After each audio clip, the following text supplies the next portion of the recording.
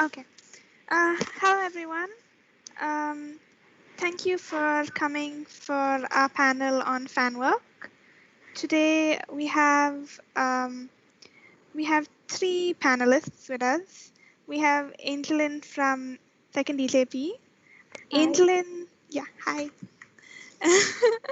Angelin is she's a writer and she does art also. She puts some of the things she writes and the art she does on Instagram, and it's really lovely. She's also a very kind student, which as a teacher is something that means a lot. Um, Vismaya Vishwa is the one who's wearing the CU t-shirt. She's she's an alumnus of St. Joseph's College and EFLU. She is also a writer and an artist. She has a very beautiful way with the pen, whether she's writing or whether she's uh, doing art. And she has been reading fan fiction for a long time now, and she used to do fan art as well. Um, she writes fan fiction also, and she's a very interesting person to talk to about uh, fan theories, because she comes up with these really interesting ones that you'll be like, oh my goodness, that makes sense. So it's really lovely. Thank Uh, Nirmala Cynthia is an alumnus of Stella Maris College and EFLU. She um, she likes poetry, and she sees poetry in everything. It's almost like even in fan fiction, she will see poetry. Uh, it's like she sees the world through the eyes of a poem, in a way. Um, she also has been reading fan fiction for a long time now and has started to write it also. Okay, so my first question is for all of you, and I thought I'd start with Vismaya. um, what? How did you journey into the fan work world? How did you find yourself in that space? What was your first experience with fan work? Right. So let me just tell you how I began. I didn't even know that fan fiction existed. Let's start there. I didn't even know fan fiction was a thing. I stumbled across it quite accidentally, and I thought it was leaked. It was Harry Potter was, of course, the first thing I stumbled into, and I thought it was a leaked part of the book that J.K. Rowling didn't know was online, but I, a supercomputer genius, had found it. And it was very scandalous because I was very young, and it was something to do with Ron and Hermione in the prefect's bathroom. And it was even more scandalizing for me because my grandfather was sitting right behind me reading what I was reading. Right. So yeah, and then once I shut it down, and later, of course, I tracked it down again to see what it was, and I discovered this amazing community of people who were writing things parallelly to the books being released, and that's how I started. I have to admit that I'm a very passive part of this community. It takes a lot for me to even press the like button on each fan fiction. It's very scary for me because my experience started out that way. But every fan fiction I write is very safely present on a folder in my laptop. It doesn't go out very often. The one time it did, I think I just took it down very quickly. So yeah, like I said, I'm a very passive part of this Thank community. you. Angelin, what about you? Yeah, so same thing. I started reading really long back, and back in eighth grade, I think. Obviously, I started with Harry Potter because it was my favorite. And then I went on to read something about a girl falling in love with somebody from One Direction after meeting him in Dubai. And then I was like, okay, I'm done with this. I'm not going to read any more, teen stuff. And then I ventured into werewolf and vampires and all that. Later, I lost touch with it because school happened, college happened. And then during lockdown, I started drawing a lot. And then one day I was super tired of drawing people. I was like, okay, I'm going to try something new. And I started drawing pictures from anime, like scenes from anime. And I think it blew up when Shifali ma'am shared it on her story. And then people were like, oh my God, this is really good. So, yeah, that's pretty much it. It is really good. I was very impressed by your anime drawings. Yeah, you were the one who. Oh, yeah, Spirited Away, right? Yeah, Yes, yes. I'm glad you liked it. yeah, I loved the movie. It was really good. Brilliant. Cynthia, what about you? How did you journey into fan world? Yeah, I had a very different experience from that of Vismaya's and Angelin's. Mine, I hated fanfiction in the beginning. I bought into the very stereotypical idea of fanfic that everybody else seemed to have. So I judged it majorly for all the grammatical mistakes and the plot loopholes and the wannabe poetry. And it just, I think part of it was also jealousy because I'm someone who's extremely scared of writing. I'm very, very scared of putting words together. It really frightens me. And here were people who did not seem to care about that at all and kind of smashed words together, didn't care about how absurd it sounded at times, you know. So maybe it was also jealousy. But another part of me sit down and like kind of kept track of every single grammatical mistake I came across, every single loophole, and I judged them majorly for that. But then in Stella, I met someone who I've told Shafali about her. Her name's Shakti, and I met someone. Yeah, so Shakti wrote a lot of fan fiction, but she never showed it to anybody. And Shakti was someone I respected to an insane level. Like it's a little crazy just how much I respect her. So yeah, and I thought if somebody this amazing can write fan fiction, then there has to be something good about it. Maybe I have a lot of misconceptions about this. And then I tried reading fan fiction, and I did not like what I read. And then and then I came to SLU where I made friends with more people who wrote fan fiction, and they were all also amazing. And I thought that that had to be something wrong with the way I was seeing it because there was no way that all these people who wrote fanfic were so amazing and everything I could see was wrong. So I started searching a lot more, and this time I loved some of the fanfic that I was able to read, that I read. So yeah, yeah, I write fan fiction now, and in a way I think that I might have been writing it even when I hated it. So I just didn't know that that also counted as fan fiction. But yeah, that's kind of my journey. You can call it that. Thank you so much. Okay, so I wanted to ask you, so fan work is based on fiction, right? It's based on fiction that already exists. And only the thing is it's more than that, right? You're taking something that someone else has written and you're doing your own thing with it. So my question is, if the original already exists, why do you think we feel the need to make fan work around it? Okay, so is this addressed to me first? It's addressed to anyone. You can go first. Oh, okay. Yeah, so I was talking to a friend about fan fiction yesterday, and they told me that there were two reasons that people wrote fan fiction. One, projection, two, being horny, and three, okay, so, and I kind of added a third one. I would say that it's correction.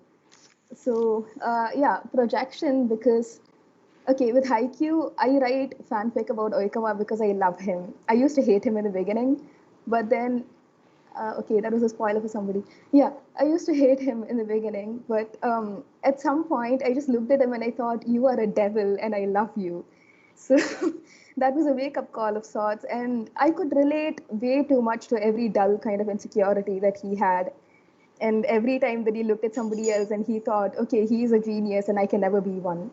Like all these were things that I could really relate to. And in everything that I write about Oikawa, it's scary just how much I project because it's sometimes all the hymns become yous and all the other characters become I whenever they think about Oikawa. So projection definitely a big part of it.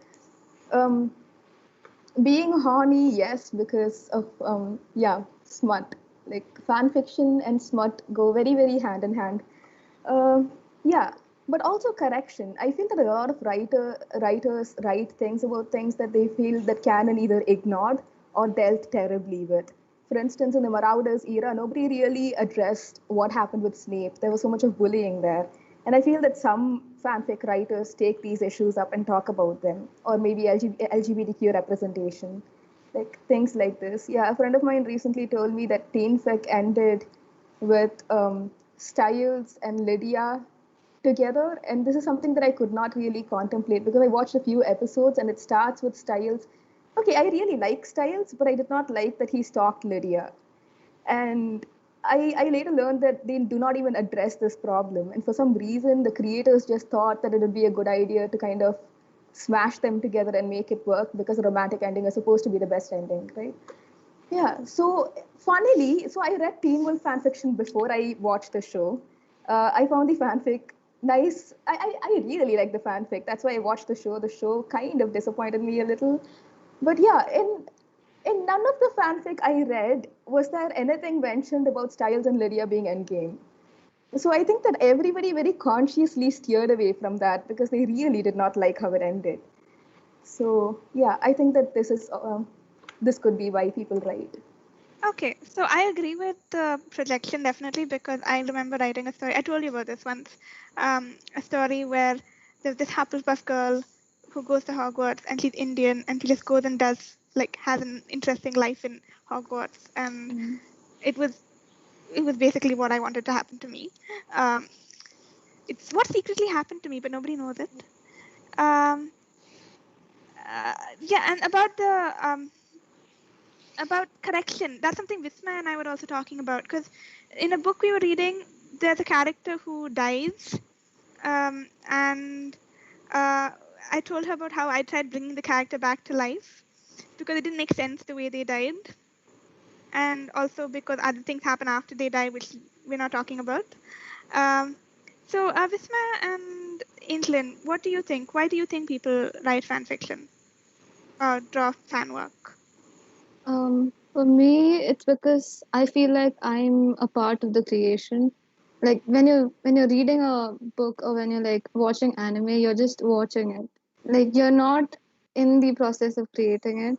But when you're doing some amount of fan work or fan fiction, you're putting in yourself into it along with the creator. So it feels like I am a part of it, and this is a small piece of art that I've made. So it is inspired from another person's art. And like it's suppose you take Harry Potter, you need not necessarily put out all his characters and make it into a picture. I can add like something related to me into the work that I do. So it helps me be a part of him without, like I don't know how to put it, like forcing yourself upon it, but you're like indirectly putting in yourself into it. I So think I yeah, that's understand. Yeah, so I yeah. learned Photoshop so that I could put my picture in the Lion King poster. Ooh. So I understand how we want to bring ourselves into this. Yeah. Miss Maya? Right. I think Cynthia and Angelin have already covered quite a few points.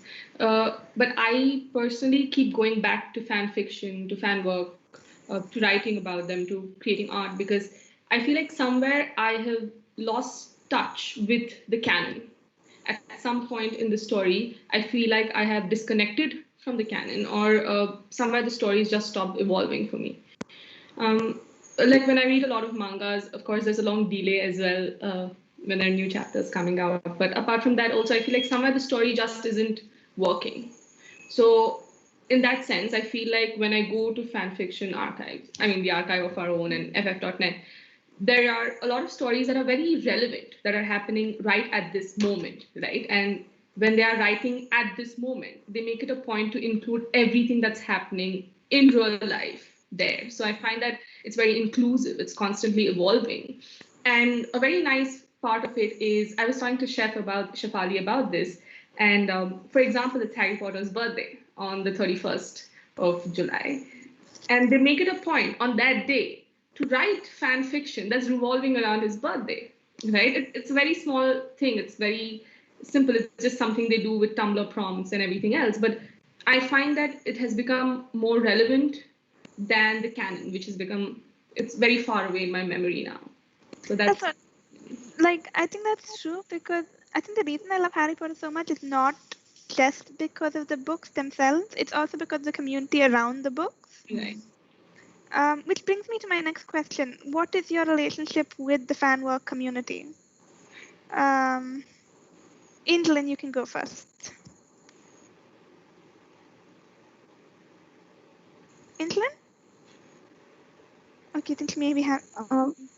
My internet is cracking up a bit. Just a second.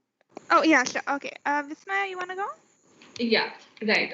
So like I mentioned in my very first statement, I'm a very passive part of this community. I remember in a class when I was doing my master's, to a friend, Hannah, she mentioned how sometimes people have become so passive and they just don't react enough with the community, right? And that's very sad because there has to be some kind of a response reaction happening there. And I felt like I just was always very nervous to react with the community. I was always envious of how they write. Like all these authors, right? They write and they say the story is by certain someone and is dedicated to a certain someone. And this person is proofreading this work. And I can see like 5-6 people of a community, already gung ho about this piece and translating it to Chinese and everything possible. So I was very in awe of this community they've built.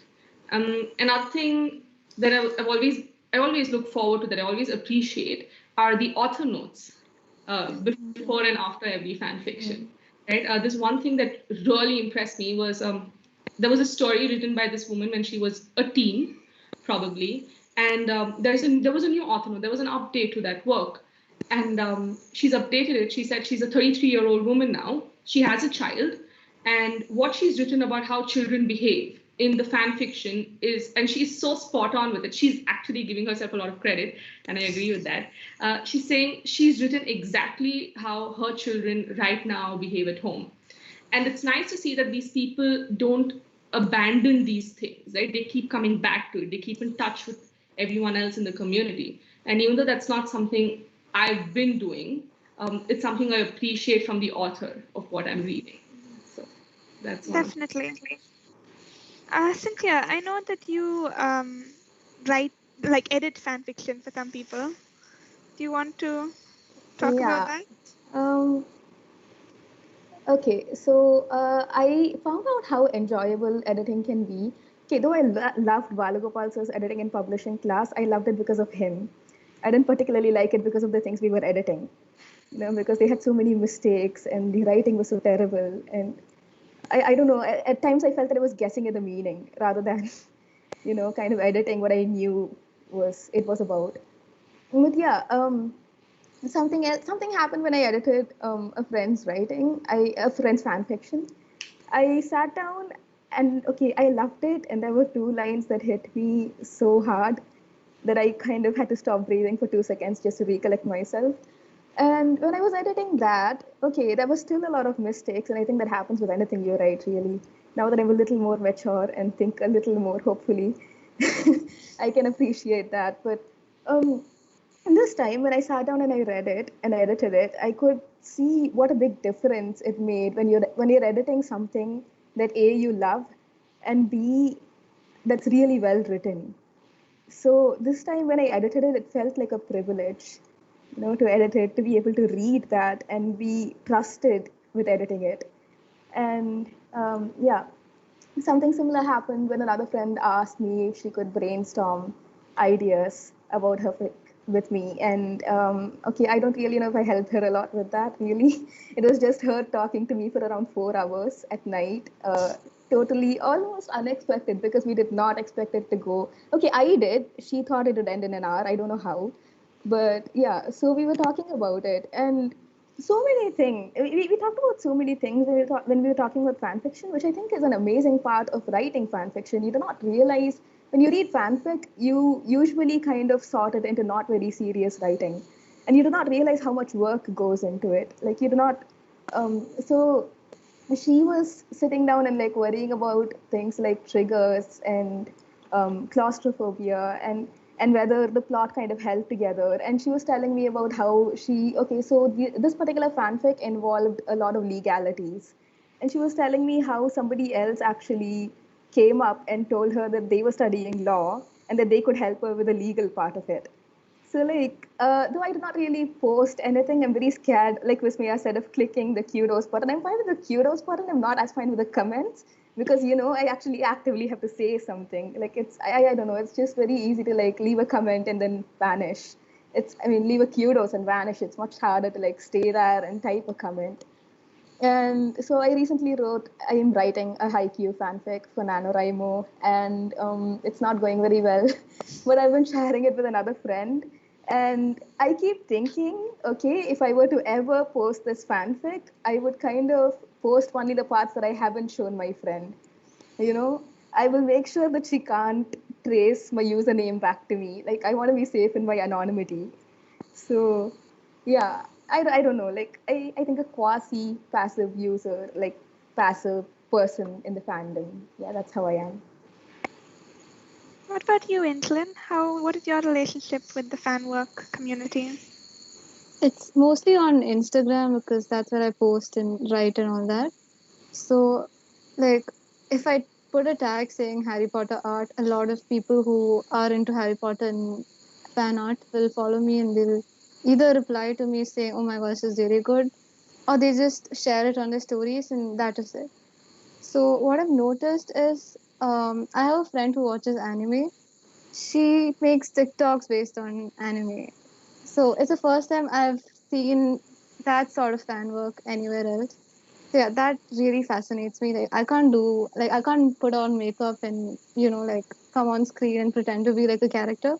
But this is how she does a fan fiction and fan art. For me, it's just posting, tagging, and then sometimes I get lucky and I get a lot of reach from other fan fiction writers and artists. But otherwise, it's just people like Shafari man sharing my art and like telling me it's really good and all that. Yeah. Okay, great. So, there's something. So, both of you, so you talked about two different things. So, Cynthia talked about the anonymity that comes with fan work, and Angelin talked about the reach that it gets. So, it's an interesting thing because sometimes you're both anonymous and you have this huge reach, right? People. It's like Elena Ferrante, for instance. There are all these people reading you, and all these people who are in love with what you write. So I know a fan fiction which went on for 11 years. It's still going on. And it's going on for 11 years. The person started in school, is now working, finished college, did it through college, is now working, and it's fan fiction about this fan fiction. So her reach is huge, but at the same time, nobody knows who she is. What do you think about this strange, like this? You don't have that need to be everyone to know that it's you who's writing this. What do you think about that? Anyone can answer. Okay, I'll go. I think it's a wonderful place to be. It's a wonderful gray area to be in where you can do. I think we were discussing this, Chef, and he said the power of anonymity is crazy when it comes to the fan fiction world. Like, people don't know you as you, but they know you for the work you do, right? And that's a wonderful place to be in, because you can just write and write and write, and you don't have to worry about how people are responding to you or how people are reacting to you, because that's something we do constantly.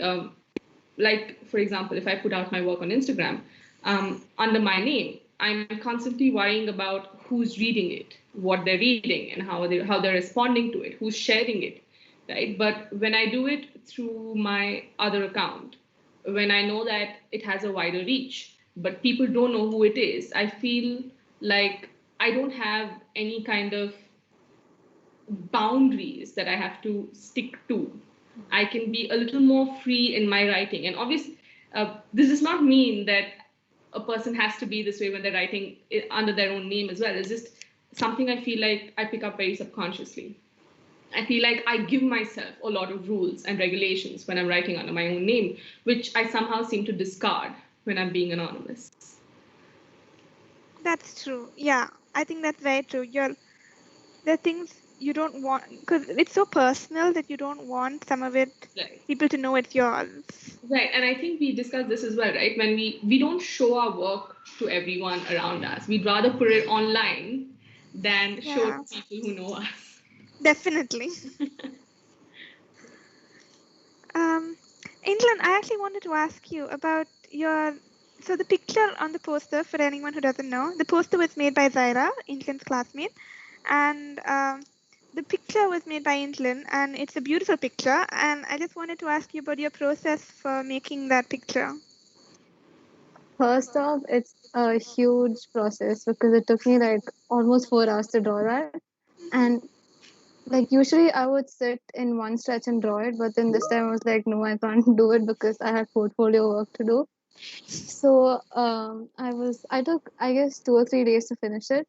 So it starts with the basic finding different characters and all that and putting them together. So I found this reference picture and I wanted to do the human characters first, but then I was like, okay, let's not do that because everyone's drawing humans.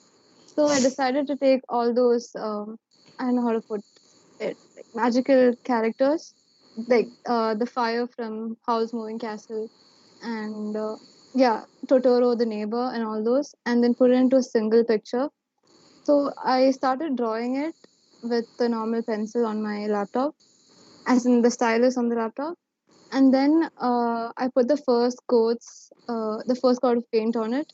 So it's like for some things you have to keep drawing around the whole thing. So that would take approximately 30 minutes for like one single character. That was really difficult, but yeah, this painting tested my patience a lot.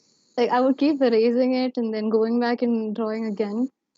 And yeah, that's pretty much it. And then the rest is just your personal touches to it. Like there's no right or wrong to do it. You just blend it, mix it, do whatever you want to. And if it's bad, I undo the whole thing and then I start over again. So I don't draw, but I try writing, and what you said reminds me very much of the act of writing, actually, because if it doesn't work, I cross it out, or it's a laborious process, right? Yeah. Yeah. So, and you're both an artist and a writer.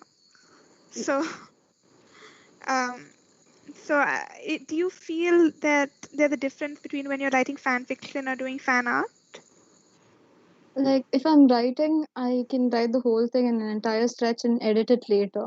But with drawing, if I'm drawing something and if there's like a tiny mistake, I can't go back and correct it because then I'll have to erase the whole thing. But with writing, it's just like suppose you write a whole thing, you leave one sentence blank, it's totally okay for you to do that. But if you're drawing and then you leave space, then once you fill in color, the whole thing is going to be filled in with a separate color. The entire thing will be messed up. But with writing, I'm not as cautious I am with drawing. So, and that's why drawing takes a longer time than writing for me. Like if I'm writing something, I can finish it in maximum half an hour if it's like a mildly small piece. But if it's drawing, even if it's one single character, I'll take at least 1.5 hours. Okay, So good. Thank you so much. Um. Okay. Okay. I have only one more question. Um. So, if you could, this is addressed to all three of you. Cynthia, you can go first. If you could if you were told that you could write only one last piece of fan fiction or draw one last fan art, which fandom would it be a part of, and why? Shpali, that's not a very fair question. Why are you doing this? I don't know. It would depend on my mood. Really. Okay, right now then, what's your mood now? Probably Haikyuu. Okay. Yeah, because I really do love it, and it's the last thing that made me feel very, very alive. Like, not that other things don't, it's just that, there are some things that make you cry and smile at the Yeah, same yeah. time. Yeah, and then your cheeks hurt from smiling, and you've been smiling for like 30 minutes, but you can't stop. That was Haikyuu for me. And when it ended, I both felt terribly sad and very, very happy for some strange reason. Yeah. So, and I don't think I'll get over Oikawa anytime soon. So, yeah, it would have to be about Haikyuu. Okay, great. Vismaya?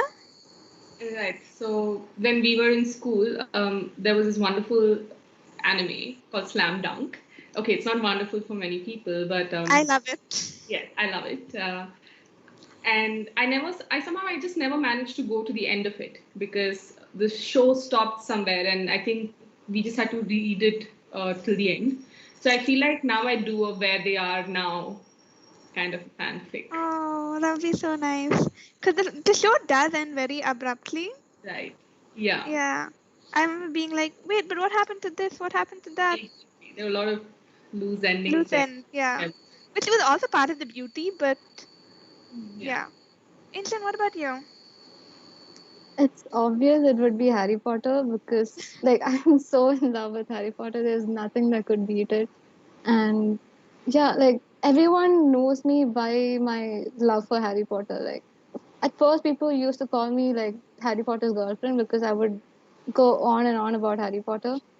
So it would be something like I might probably draw like a Gryffindor scarf around my neck and a few other things like the Horcrux and I'm solemnly up to no good and all that. Yeah. Lovely. Thank you. Okay, I'll just see. If anyone has any questions, can you please put them on the chat? I should have said that before I asked for the last question.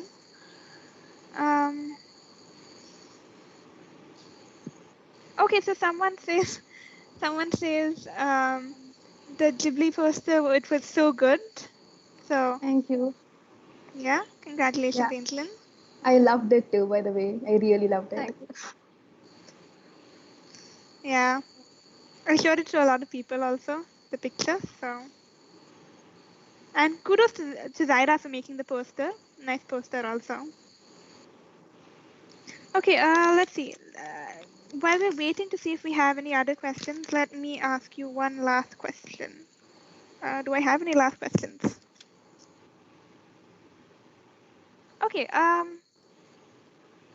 so if fan work is something that it's both personal and it belongs to someone else, right? Do you ever feel that, like, okay, for instance, Twilight started out as no, 50 Shades of Grey started out as Twilight fan fiction, right? That way, right. So, one of my biggest ambitions in life when I was a kid, not when I was a kid, when I was in like 11th grade, was to become a fan fiction finder. And basically, as fan fiction finder, I would find people who wrote fan fiction and make them into published authors, and we just slightly change the names of the characters so that nobody knew that this was originally fan fiction.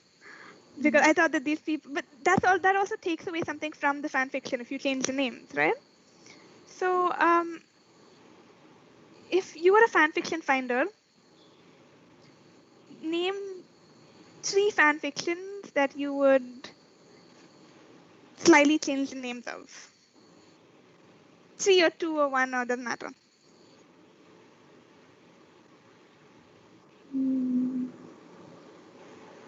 You don't have to give the name. You can say which fandom it's a part of. Okay, I think one would be a fanfic from Tokyo Ghoul. I was talking to you about it the other day. Yeah. Yeah, it's a very, very messed up fanfiction. And I love it so much. And every time I read it, I cry. It's very cathartic in a way.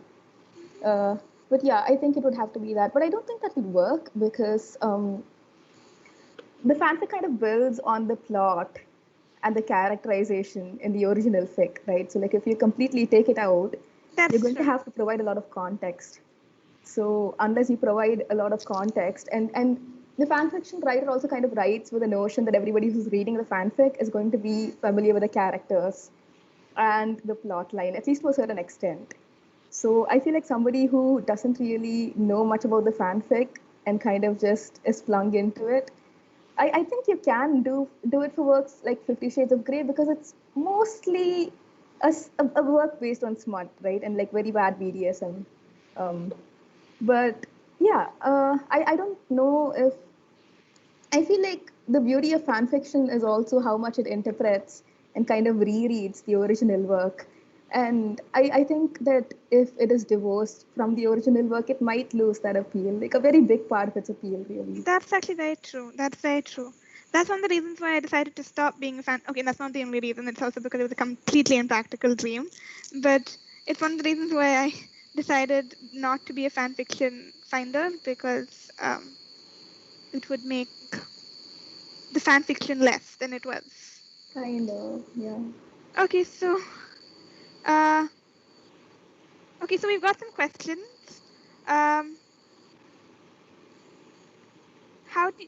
So so my question was actually so close to the first question is actually the same question I asked. That by the Blue Ranger. I like the name. We've also got a question from Zebra of the Wild. What do you think is the future of anime in India? Anyone can answer. Marvelous, I think. I think it already has too many people who love it, and I think that's just going to get better and better because I think that a lot of people have issues with anime because of certain stereotypes, like they have issues with fan fiction. And I think that a lot of us are trying to like battle these stereotypes in our own way. And I think that's just going to get better in the future.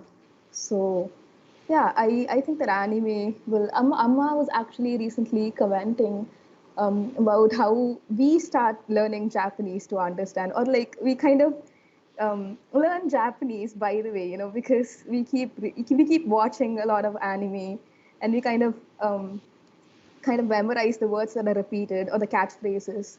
So if it's popular enough that we learn a new language, without even realizing it, at least parts of it, and if we sit down and like write a lot of fan fiction on it and make fan art on it, I think that it has a very beautiful future. Just it might take a while. I think that everything faces its own kind of challenge, like BTS, for instance. Everybody a lot of people saw their androgynous quality as a minus. I don't know. And I think they've received a lot of flack for it. But there are a lot of others who appreciate them for the same reason and for many other reasons, of course. And I think the same would probably happen with anime. Vismaya? Right. I'm a little biased in this when I say I thought anime fandom was at its peak when we were in school. I don't see that kind of urgency or immediacy, to go back home and quickly catch the next show. Because obviously now we do have Netflix and other things. I do think the future for anime here is great, considering the kind of fan art we see, especially in, I think we went to Comic-Con once as a few members. Oh yeah, we went together. Right, Yeah. and the only thing we saw there was anime. I don't think we saw anything else, and we were all clamoring to get a free poster of one sort or the other. So yeah, like I said, I think even when we do make fan art, my first proper fan art was of Alice Academy, right? And that was huge back then. And then back then we just had this one channel called Animax, and all sorts of anime were aired only on that channel because there was no other way to access it. So, recording it and quickly getting it out and passing the copy along to your friends, that was something that made it popular. But I mean, that's a different thing. But yes, I think the future here is pretty good. Angelin? Oh, I think. My internet was cracking up again. Can you repeat what you asked me? Oh, sure. The question is, what do you think the future of anime is in India? Yeah, it's going pretty great, like both of them said. I don't think it could get better because almost everyone is watching it right now. And like I said, a lot of people are making TikToks on it. So there's no better future it could have. Okay, is writing fan fiction easier than writing other pieces? This is from Professor Drishti. Okay. Okay, I'll take this one. When I write fan fiction, I sort of, first of all, it's something I do in a very secret kind of a space that's just for me. So I drop all kinds of rules I have to follow. And it's mostly guided by my desire to see how certain characters that have already been built, that have already been created, would move. And obviously, the characters don't have to stick to their original character description, but having a strong foundation for how their character is sort of makes it slightly easier for me to navigate when I'm writing fan fiction to when I have to write another piece. So yeah, I think it's a little bit easier. I feel that it's kind of easier. Okay, so I was just talking to Hannah was just telling me about how there's a certain kind of comfort in fan fiction.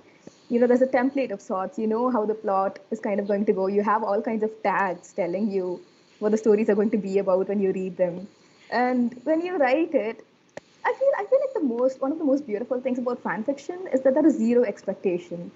You know, when you think about writing a novel or a poem, I remember showing one of my teachers a poem that I'd written, and she looked at it. And one of the only things she told me was, "You need to improve."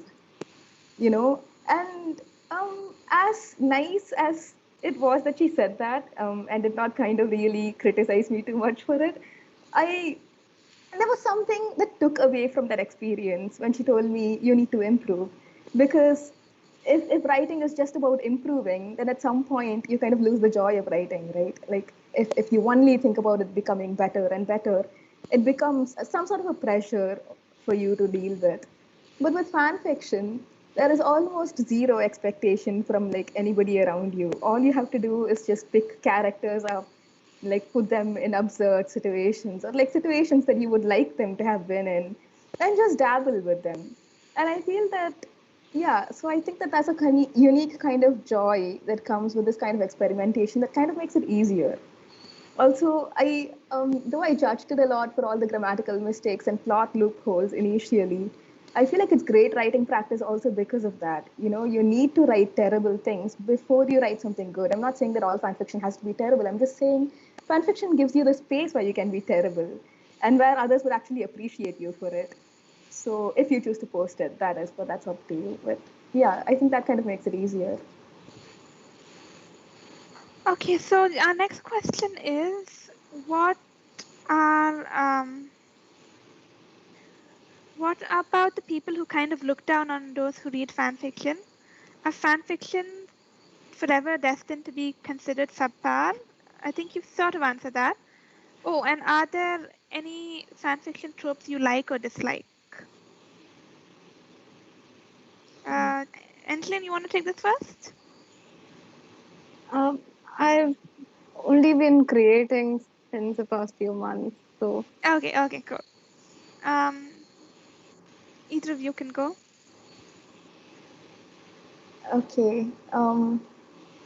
Okay. I honestly, a future for fan fiction, I do not really know how that would go. Also, because I feel like people stop seeing something as fan fiction once it becomes a good work of art. You know, like the line between derivative fiction and fan fiction is like already really, really blurred. And so I guess technically Milton's Paradise Lost can be counted as fan fiction. But because it's Milton's Paradise Lost, it cannot possibly be fan fiction, right? And E.L. James's 50 Shades of Grey can only be fan fiction because it's a terrible work, you know? So I don't know. I feel like very few people can look at good pieces of art and kind of actually acknowledge that they can also be termed as fan fiction. I think that acceptance might actually take a while to happen. Yeah, well, I read up on a very interesting thing today. So in Stella, we had this paper on modernism. And so I kind of I hunted for a lot of works that involved pastiche. And one of the works that I had found was Neil Gaiman's A Study on Scarlet, a study on Emerald. I'm sorry, a study of Emerald. Yeah. And yeah, that's very obviously a Sherlock Holmes fan fiction, right? But for some strange reason, I never really, since it was pastiche and modernism, you know, I never really conflated it with fan fiction. This was a while ago when I still had all these biases against fan fiction. But yeah, when I was reading about it today, and somebody had asked Neil Gaiman on Twitter if he was against fan fiction, and they said, I am very against fan fiction, and I really want to know what you feel about it. And he says, well, I won the Hugo Award for this particular piece. You know, it's a Lovecraft and Sherlock Holmes ship, I think. I'm not sure. Like, it's a world, it's a Sherlock Holmes fanfic that kind of builds on the Lovecraft universe. So, yeah, and he says, so yeah, I think I'm rather in favor of fan fiction. But that's the thing, right? Nobody really associates a good work with the idea of fan fiction, because once it's good, it cannot be fan fiction. So I think that might take a while to happen. Yeah, I happen to like a lot of very, very dark tropes when it comes to fan fiction. Yeah, Shafali's putting a very resigned smile. Yeah, so I love it when characters are grey and amoral. I love major character deaths. A friend and I were just talking about how it's rather nice to be able to die vicariously and kind of wash your hands off of it. Though that sounds very, very morbid. Yeah, sorry, Shafali. It's okay. But yeah, so I like several of these tropes, and I find this very interesting in fan fiction also because of the. So you asked a question about anonymity a while ago, right? And I feel like one of the reasons we are very comfortable with anonymity when it comes to fan fiction is that it allows us to kind of escape shame for a while, especially when it comes to certain tropes, like I don't know, maybe okay, maybe say something like rape or non-con or shotacon or pedophilia. Okay, that's the same thing. But you get what I mean. Like there are certain things that are really, really disdained by almost everyone you know. Okay, like at least they seem to. And and fan fiction, like fan fiction websites like Archive of Our Own, they kind of give you a space where you can escape criticism for the most part. Like there will be people who leave comments kind of condemning you and telling you that you will go rot in hell. And I feel like a lot of writers also kind of add that as a tag, like they say, I'm going to go to hell for this fic. Even if it's not really that dark, I've seen a lot of people use it. But after a certain point, it stops becoming a joke. It starts becoming a genuine source of pain or of um, yeah, also shame. Like you have these certain ideas in your mind, but they tell you that whatever you're thinking is wrong, but on the other hand you also want to write it down, and this is a space where you can actually do that. So yeah, that comes with a kind of much darker tropes, but I think that that's one of the reasons that people really like staying anonymous when they write fanfic. Yeah. Yeah. Vismaya, do you want to add to that? Yeah. For those people who look down on you if you're reading fan fiction, don't care about them because, well, that took me a long time to learn. So don't care about them. I absolutely enjoy reading fan fiction, and my ship is dreary, and sometimes, well, yeah, it's mostly dreary. And I love cross-generational fics. Um, Apart from that, I think a trope that I don't like is well, actually, I feel like I read everything. There's not much that I dislike, but yeah, the things that I like the most are when they're not even closely similar to the canon. That's something I enjoy. I enjoy being surprised. I also like when certain fics are crossed over with other universes, right? It's interesting to see how these universes exist parallelly and harmoniously together, which somehow just escape the author's notice. But it works. It works very well. So these are things I like. So yeah, I'm Yeah, not embarrassed. Yeah, I think I was embarrassed for a long time about liking certain kind of ships, and I think someone did tell me at a point that this won't work because both of them are extremely interdependent and they're like crying, whining babies. And I was very offended on the behalf of all these lovely people who've written all these fan fictions. And yeah, I seem to have stuck to it somehow. So I don't think we should care about how we're perceived in that sense. Okay, so someone's asking a question of tastes. What's your opinion of Gintama, the anime? I haven't Anyone watched watched it? it. I'm No, okay, sorry. no one's watched it. No. I've only watched one episode, so I also am not Same. Yeah. uh, expert. Okay. Okay. Okay. There's a huge following for fan fiction written about real people, like singers and actors and whatnot. What are your thoughts on that?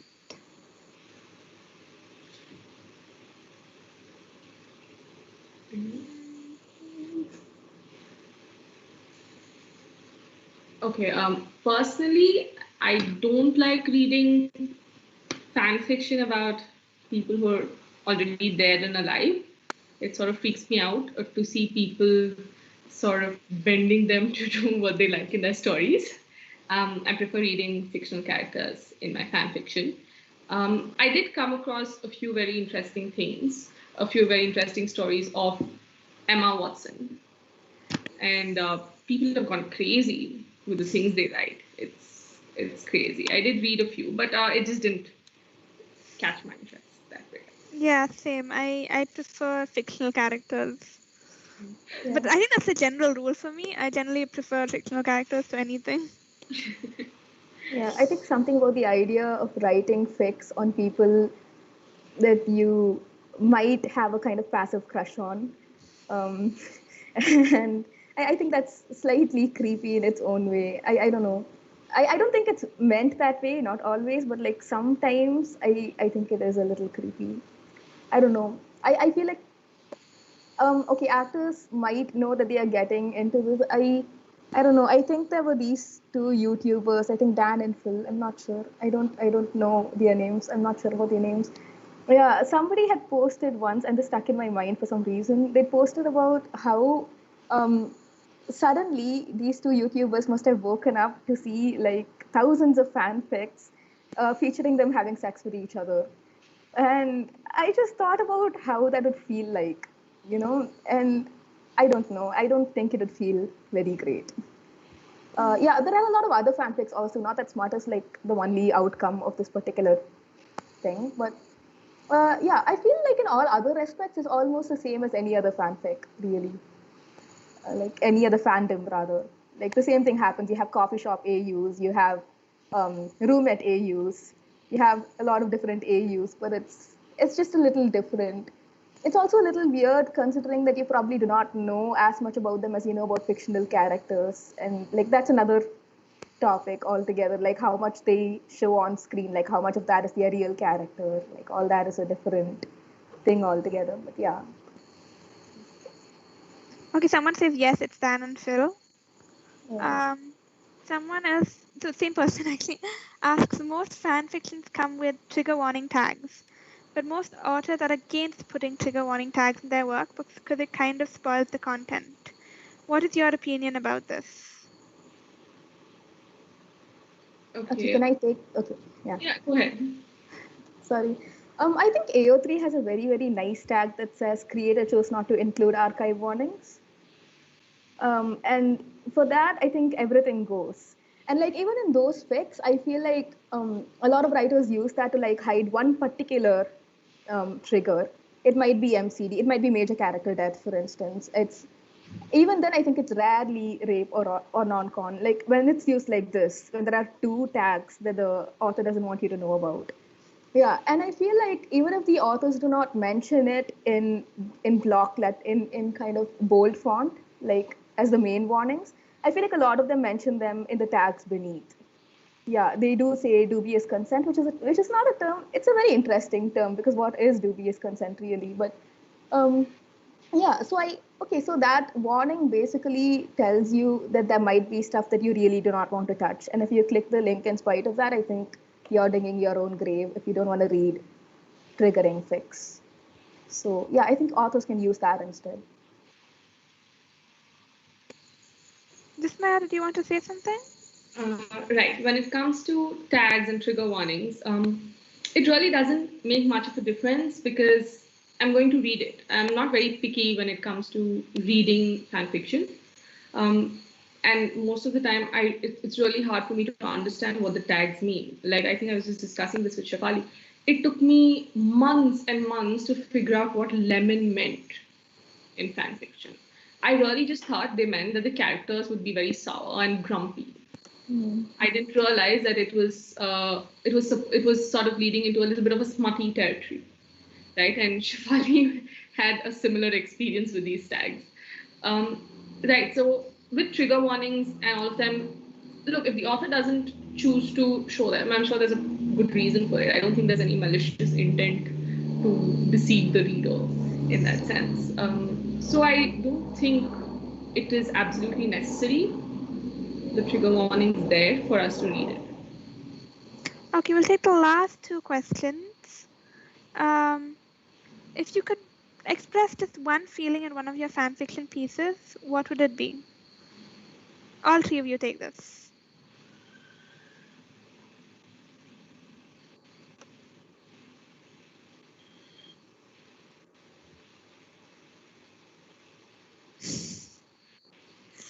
I'm thinking. Yeah. Okay, I'll answer mine. I like humor, so if I could do this thing, if I had to write only one fan fiction piece, it would be one with Ron getting angry with Scorpius and Rose for going out. That's lovely. Right. I think mine would be a little bit of mystery because I enjoy reading fanfics that way. So I think most of the Drarry fanfics, especially the ones that I do read, are a lot of this Aura Potter and potion expert Malfoy, Draco Malfoy, figuring out, how time turners would displace somewhere. So I think that would be the line I would be taking. I think mine might be acid angst. Angelin? I think I would draw something happy, like from different universes altogether. Mm-hmm. Like, for instance, when Harry, when he's like using magic, he feels really happy because he's away from the Dursleys and all that. And like in Kiki's delivery service, when she's on the broom, she's super happy that she can go around and deliver things. So maybe, yeah, I would combine both of those and show. Oh, I'd love that, see, actually. yeah, I'd love to see that. yeah, If you decide to do it, please show me. yeah. Okay, so last question. What's your favorite original artwork or poster of an anime or manga? Original poster of an anime.